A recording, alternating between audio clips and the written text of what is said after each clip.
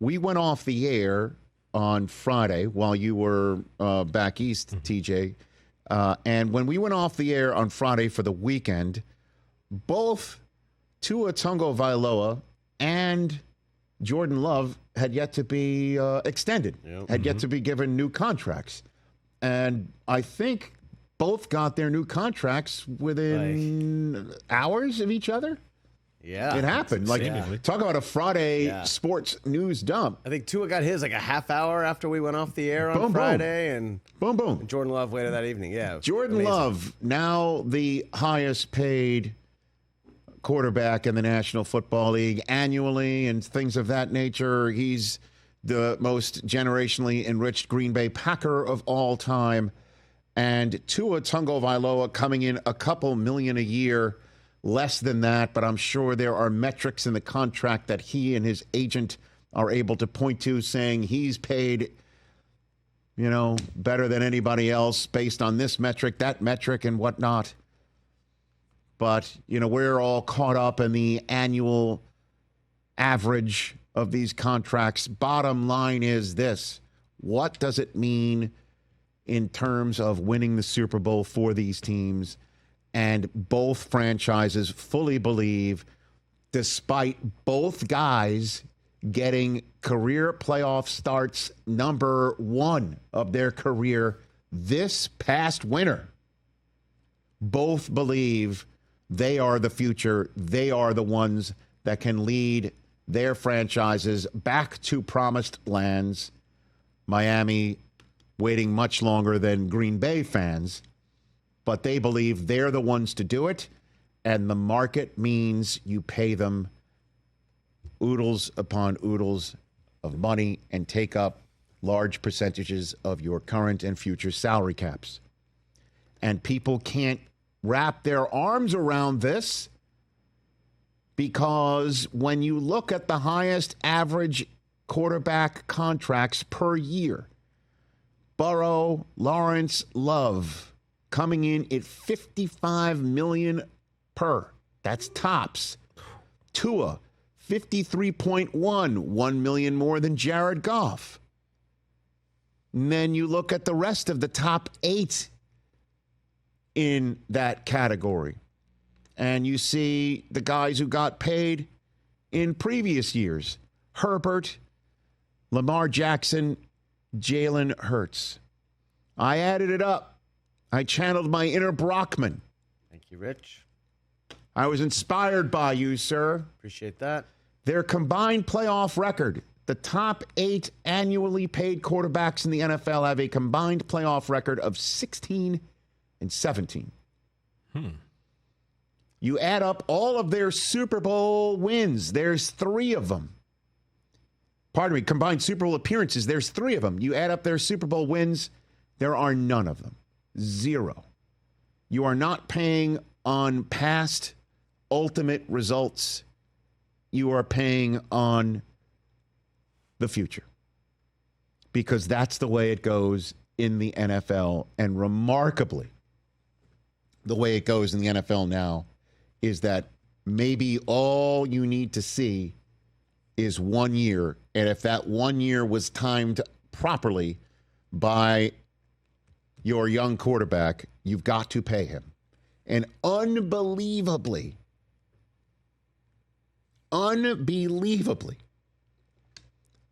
who'd have thought that after he got drafted in the COVID draft and shocked the GOAT quarterback that was apparently at home a couple fingers into a drink and got surprised by this kid's drafting, and then that potentially sparked back-to-back MVP campaigns that left this kid nailed to the bench, only to have him 1 year after that get the opportunity to start. Jordan Love, 1 full year as a starter in Green Bay, perfectly timed to get the richest contract the NFL has given a quarterback. Who'd have thought that would be the way this story winds up? Now, the question is, how does it wind up from here? But that's the way it goes. And in case you are wondering, all right, the list of current quarterbacks with Super Bowl experience, because again, just 3 appearances amongst the top 8 best paid quarterbacks in the NFL. And the 3 belong to Goff when he was a Ram, Burrow against the Rams, and Jalen Hurts a couple of years ago against Mahomes, who leads this list with 4. Again, this is a list of, we're showing radio audience on the screen, active starting quarterbacks with Super Bowl experience in the NFL. Just 8 of them. That's it. And only 2 with multiple appearances, Mahomes and Russell Wilson. Rodgers, Goff, Burrow, Stafford, Hurts, Brock Purdy all have 1. And by the way, the list, if this is a Venn diagram, to use the phrase apparently out there in the political world these days, a Venn diagram where if you take the list of the top 8 best paid quarterbacks annually in the NFL, and then you take the 8 quarterbacks with Super Bowl experience, as I mentioned, there's just 3 of them. Purdy might join that list next year. And you want to tack on a guy who's never won a Super Bowl, let alone never appeared in a Super Bowl, who may top the list of best 8 annually paid quarterbacks in the NFL by the end of this month. Potentially, it could be Dak. Adding another with Justin Herbert, sub 500 record of a quarterback playoff experience, and another quarterback with 0 Super Bowl appearances, let alone wins. That's the way it goes. And in terms of guys who have Super Bowl wins, active quarterbacks, because this is a post-Brady world, right? In terms of the quarterbacks who have Super Bowl wins currently starting in the NFL, there's just 4 of them. That's it. Mahomes, Stafford, Wilson, and Rodgers. That's it. So the NFL is filled with quarterbacks that are being paid very handsomely on hope. Or maybe your franchise that you root for, your team that you root for, has a quarterback on a first-year contract starting this year. And that list is max 7. Houston, C.J. Stroud. Indianapolis, Anthony Richardson. Tennessee, Will Levis. Carolina, Bryce Young. And I'm including in this list Washington because it's going to be Jaden Daniels, right? Mm-hmm. Correct? Yeah, for sure. Okay. We assume. Obviously, I left out Chicago. There's one right there. Yep. So the max is 8. Washington, Chicago we're going to include. And I'm including Vegas because Aiden O'Connell is currently atop the depth chart there. And Denver. No New England? No, I don't think he's going to be starting this year.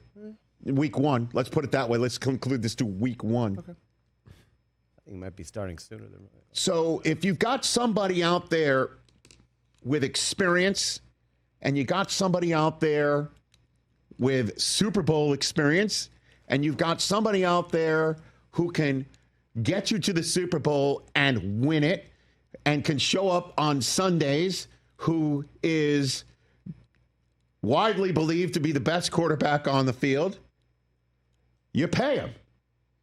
And right now, there's only one of those guys. His name is Patrick Mahomes. So in case anybody's out there wondering, what does Patrick think about all this? Mm-hmm. Well, Jared Bell of USA Today asked him if he thought he was underpaid. Oh, thank you, Mr. Bell. And he wrote, quote, his answer, 2 words, not necessarily. That's how he responded. By the way, he also thinks it's great for quarterbacks in this league. It's great for these kids making all of this money annually. And the fact that Mahomes isn't in the realm of the top 8 also just goes to show you that you got to read fine print to figure it out. Yep. Would you care to guess who from last year, 2023, all the way to 2026, 4 years, and even with these new contracts just being awarded, 2024 through 2027, is the best paid quarterback in terms of total cash going from the team to the player? Well, Rich, I read that article last night as well, so I'm not going to answer. His name Kirk Cousins? is Patrick Mahomes. Yep. All right. He's got the most cash still, people. Coming into this year, even with Love making what he's making, and even with Love apparently making an absurd amount of it in year one, like $75 million in year one, even with Tua now making what he's making, and and Lawrence getting his deal this year, even with all that, Patrick Mahomes from 2024, this season, all the way through 2027, his cash flow is $215.6 million. In other words, He's doing all right.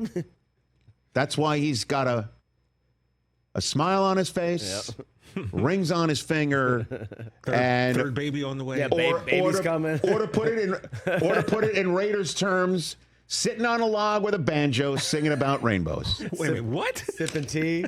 Oh, TJ Can you missed explain that. this to me? No, you're out. Oh, you're out of office. Okay. All right, that's the state of quarterback pay and play in the NFL today.